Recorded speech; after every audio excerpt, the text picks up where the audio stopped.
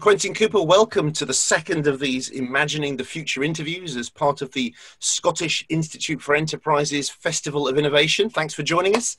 And today, a particular thanks for joining us, because here to share insights, hindsights, foresights, and other things that excite, we have Susanne Mitschke, who, as well as being an anagram of Man Uses Kitchens and the slightly more timely and appropriate Sick Humans Tense, is the co-founder and CEO of Citruslabs, one of, if not the most advanced global platform for recruiting and retaining patients for clinical trials. Now, we're going to get on to what that means and how Susanne ended up right at the very forefront of medical research at a time, particularly when all of us around the world are increasingly aware of the importance and urgency of reliable medical research.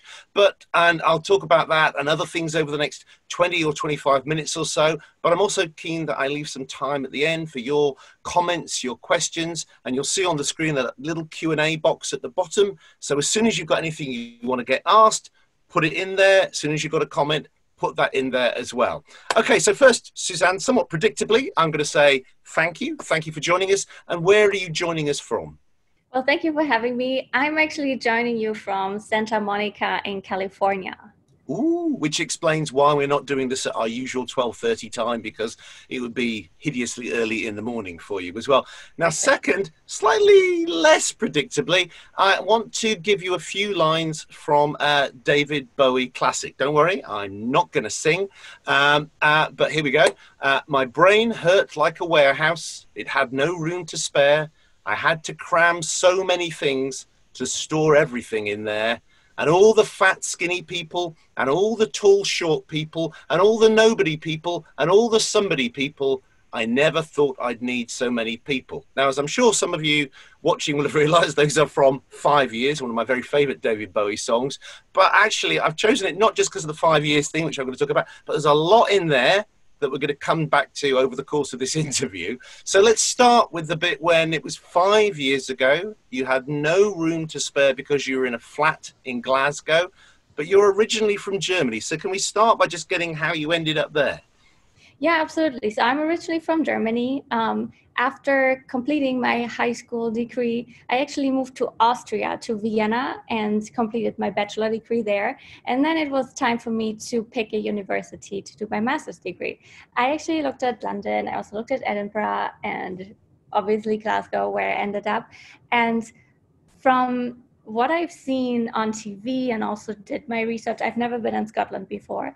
I actually found Glasgow to be the best choice for me because great university, and it seems that especially the people in Glasgow seem to be very friendly, and it turned out to be true. And I think going to the University of Glasgow was probably one of the best decisions of my life. Now that, for a lot of students, would be enough. You've chosen a great city, you're having a good time, but you somehow, while you were in that flat, managed to come up with an app that became, well, it became one of the #1 ranked free health app. It became the fastest growing assistance platform for people affected by dementia. So how did that happen? Yeah, we even had times where we were ranked on the Apple App Store before Weight Watchers. And Weight Watchers, obviously, they had like a huge marketing budget and we had basically nothing. And how that happened is that my two co-founders and I, we started that together in Glasgow. My co-founder, Roger, he cared for 7 years for his grandfather with Alzheimer's. And this is basically how it all got started. But obviously, you know, now we're doing something entirely different. We'll get on to the entirely different, okay. But you make it sound logical. It's one thing, and a lot of us, my mother suffers from Alzheimer's, and I'm sure a lot of people watching this will have relatives or friends affected. But it's one thing to have a friend whose grandfather has got Alzheimer's. It's another to think, hang on, we can do something about this, particularly in a somewhat tangential medicine way. Yeah, absolutely. So what we found out is, and I think this is very important, when we had this challenge that, you know, Roger had cared for 7 years for his grandfather with Alzheimer's, there were many things they have done. There are these big cards, for example, where you can play cards with somebody. And what we found out is that somebody who's diagnosed with dementia or Alzheimer's, they are basically treated like they are extremely sick and that they are not fully there, even though, especially in early days of such a diagnosis, you can actually live a full life, and maybe you don't even notice that somebody has lots of memory loss and maybe even have an Alzheimer's diagnosis. Sometimes people just think, oh, this is just age, but actually it's not.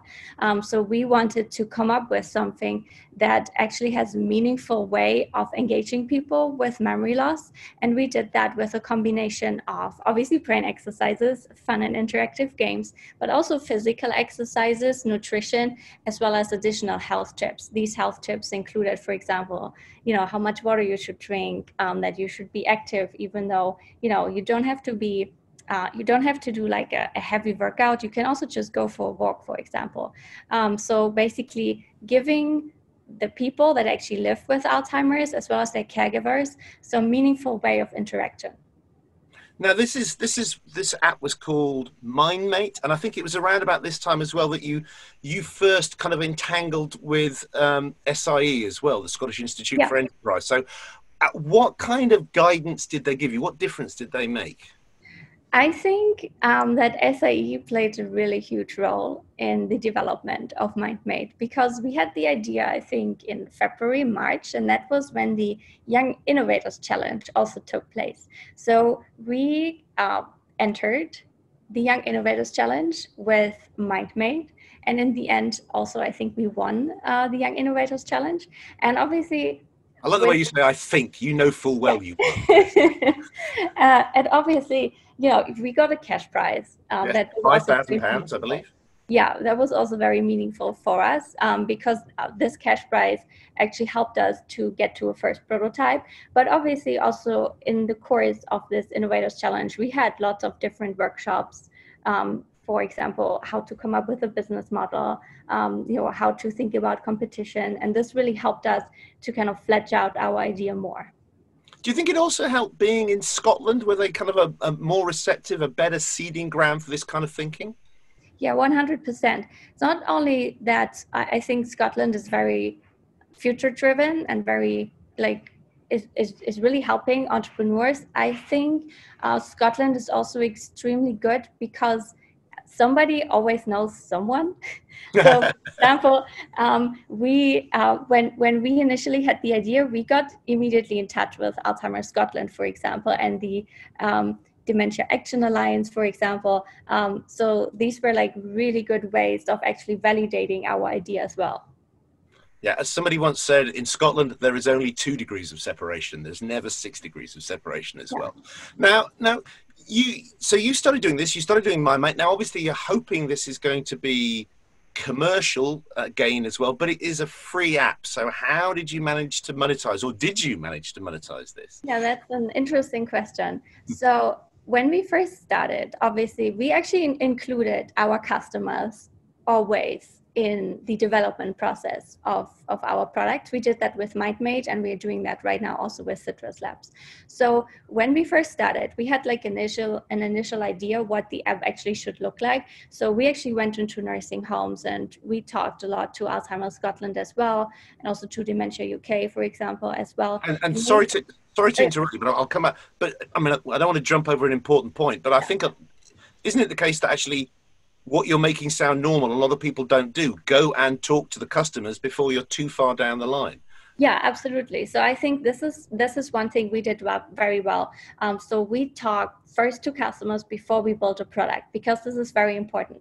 Many entrepreneurs, they build something, they spend already money on building their product, money on getting a domain, for example, without actually validating that it makes sense for their potential customers. So we went out before we had a product. We had some screenshots that we huddled together basically and showed it to people that actually work with people with Alzheimer's dementia. We went into nursing homes and tried it out basically with people with memory loss, and this actually helped us to develop the app MindMate. based on that, we actually tried many different business models, because obviously having an app is one thing, but then you also have to monetize, right? Because you're a business and it's not, you kind of have to make some money to actually survive. That £5,000 prize money doesn't last forever, yes. Exactly, yeah. So what we did is we tried out a lot of things. We tried out subscription, didn't work. We tried out in-app purchases, it didn't work.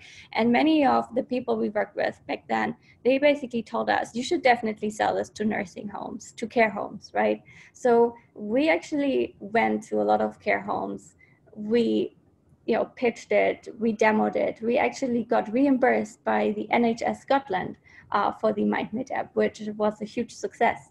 But on the other side, we were also kind of then the IT department of these care homes, and we didn't like that in particular. So for example, Saturday afternoon or Sunday morning, we got calls from care homes that told us, hey, my Wi-Fi is down, what do I need to do? And we were like, we don't know. We are just providing the MindMate app to you. So this was actually nothing we wanted to do further. So that was the time also when we went to New York to do the Techstars program. Yeah. And this is basically when lots of stuff happened for us as well. And this is also when the pivot took place.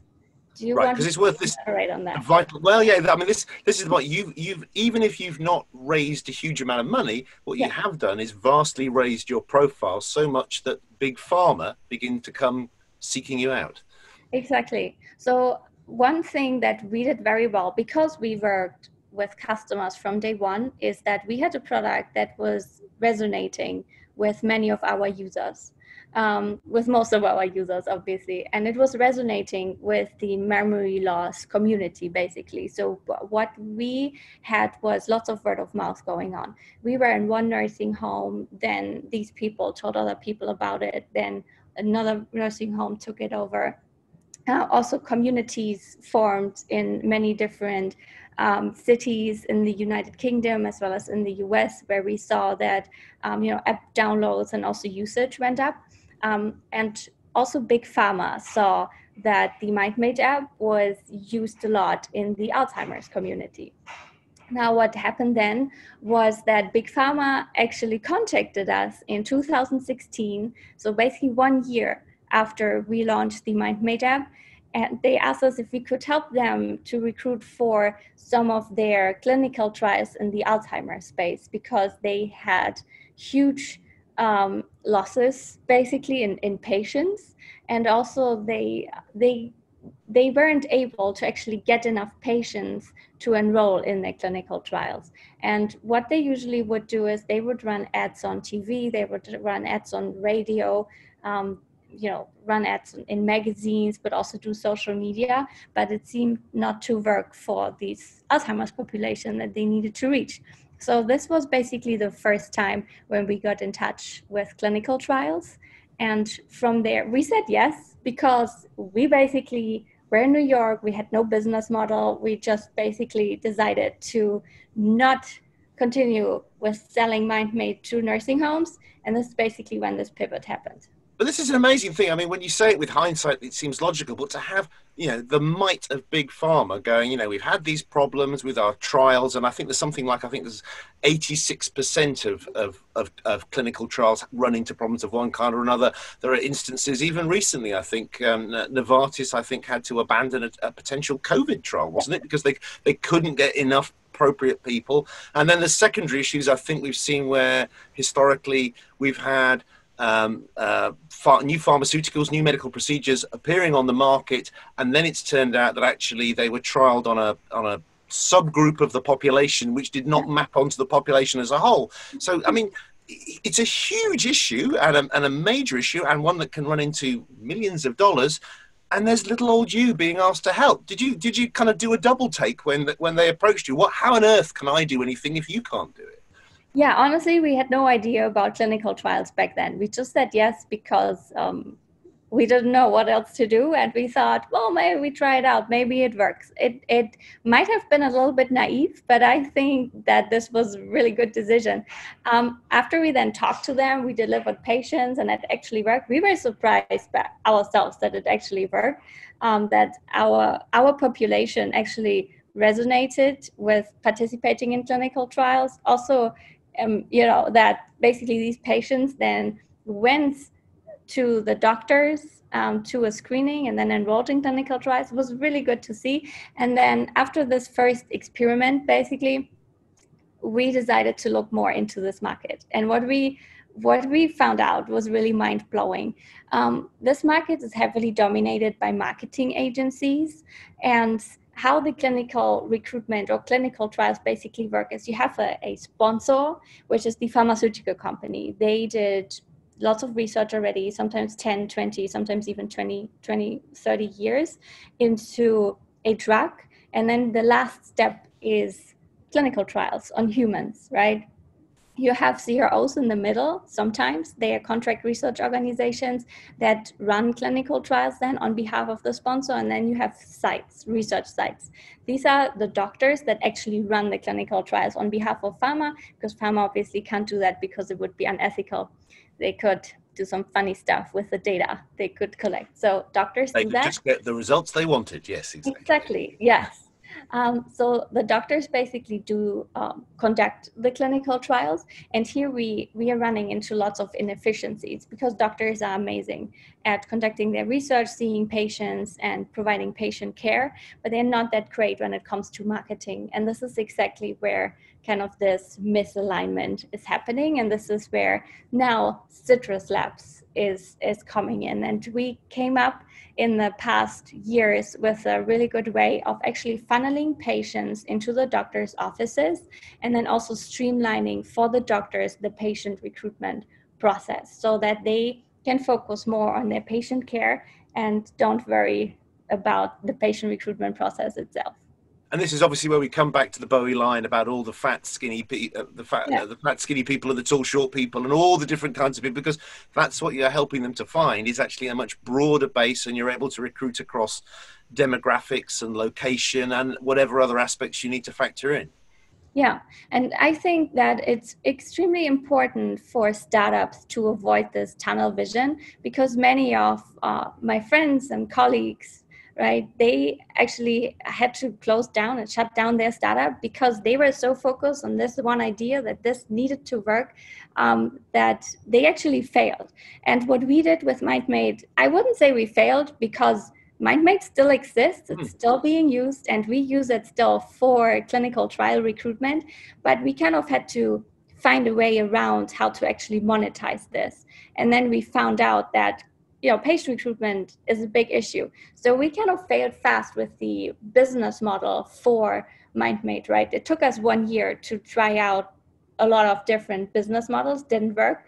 And then we kind of saw the first one with patient recruitment that worked, and then we built upon that. I mean, in very crude terms, you might say it's not that you failed, it's more that you jumped ship. You were in a dinghy and you jumped into this ocean liner rather than going, we're just going to keep paddling away in our dinghy here because that's what we set out to do. You realized this is an incredible opportunity. Yeah, absolutely. And this also comes back then to knowing your customer and also knowing what your customer actually wants. We tried it out without knowing anything about it, but then we talked to customers a lot, to potential customers. We talked to people we had no relationship with and asked them, what are your challenges? What do you need? Why is patient recruitment anyway such a big issue for you? So based on these answers and really these structured interviews we had with people in the industry, even we actually came up step by step with new products and new ways what we can actually provide them to actually build something that's meaningful for them. Do you think it actually helped that you were coming into the industry from outside, that you weren't kind of contaminated, you weren't indoctrinated to think that this is the way you have to do it? You could ask stupid questions and sometimes get really useful answers. Yeah, I personally think, yes, it really helps, because especially the healthcare industry is not only from patient recruitment, but generally a fairly antiquated industry, right? And I think if we wouldn't have COVID, also telemedicine wouldn't be on the rise right now. I think because stuff worked in the past, the healthcare industry tries to keep it that way because it doesn't hurt. And coming in from with an outside perspective, I think is really helpful in this industry. So fast forward to where you are. Let's not quite get to now, but let's say by the start of this year, where are you? And clearly you've got international dimensions to what you're doing, which is why you're in Santa Monica.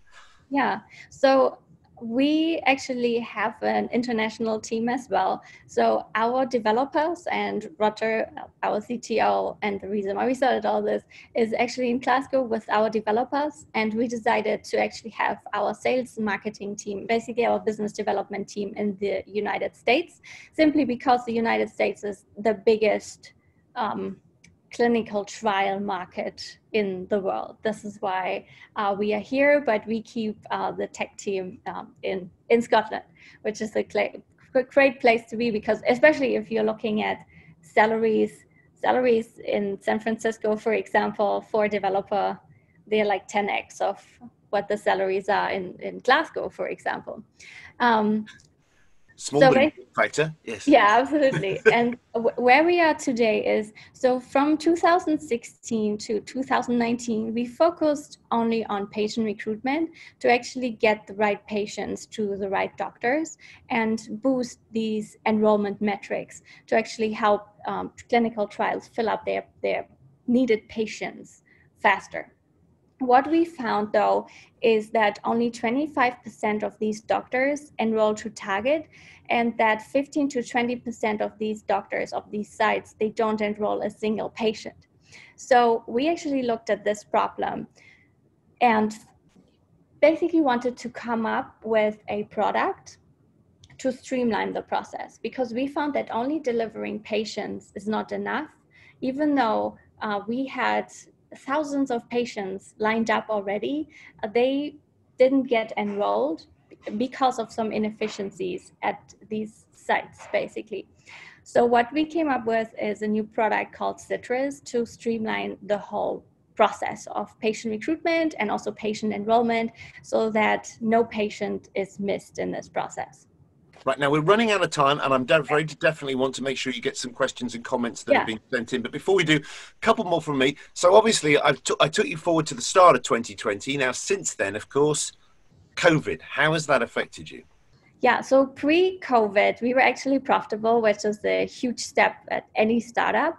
And pre-COVID, there were 55,000 studies happening in the United States. Now, it's opening up a little bit, but post-COVID now, there were 70 studies happening, most of them in the COVID space. So we pivoted a little bit, and we are currently doing only COVID and a couple of other studies that are not on pause.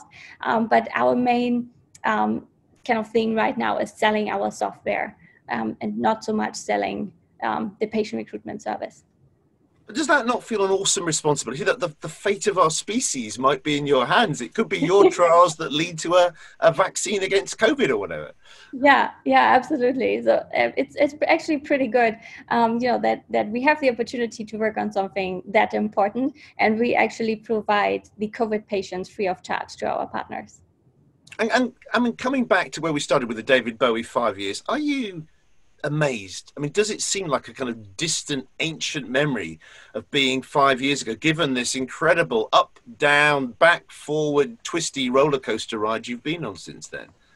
Yeah, it was quite a ride, but I think, it showed that you shouldn't give up, because if we would have given up, if we would just have gotten some negative feedback, most people we talked to said that it, doesn't work what you do, you're not from the industry, you don't have founder market fit, just stop and do something entirely different, we wouldn't be here. And I think this is something to keep in mind, that if your customers love what you do and people outside the industry, they are like skeptic and tell you that, nah, maybe you should do something else, listen to your customers. And if they even give you money and pay for your service or your product, I think this is the best thing that can happen to you.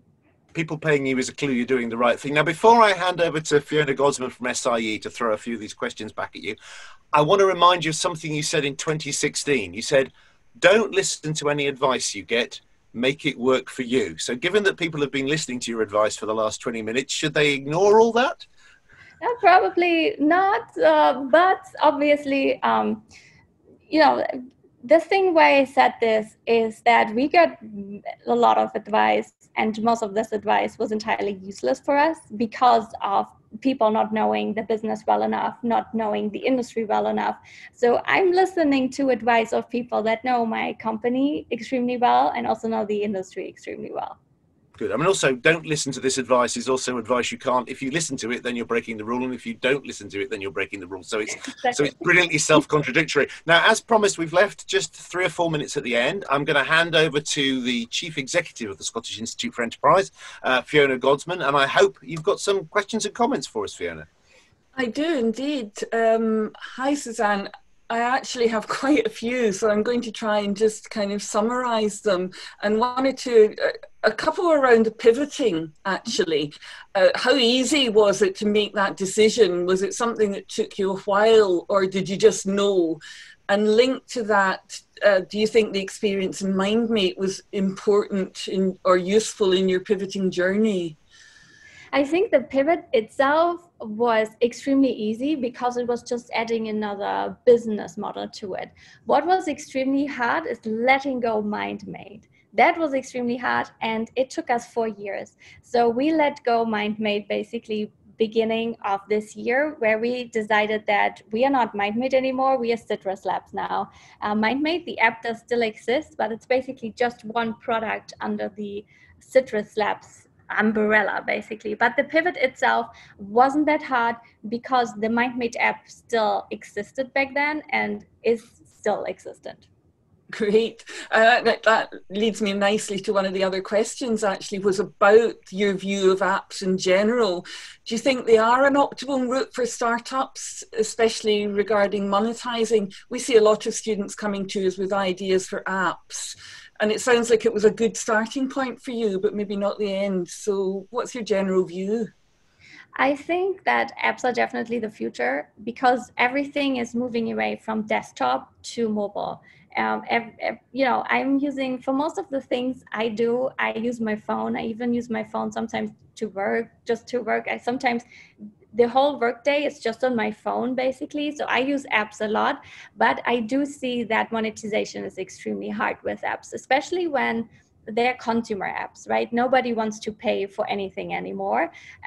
While I think that there's a bright future for productivity and work-related apps, I think here you can actually charge also subscription or in-app stuff. Great, thank you.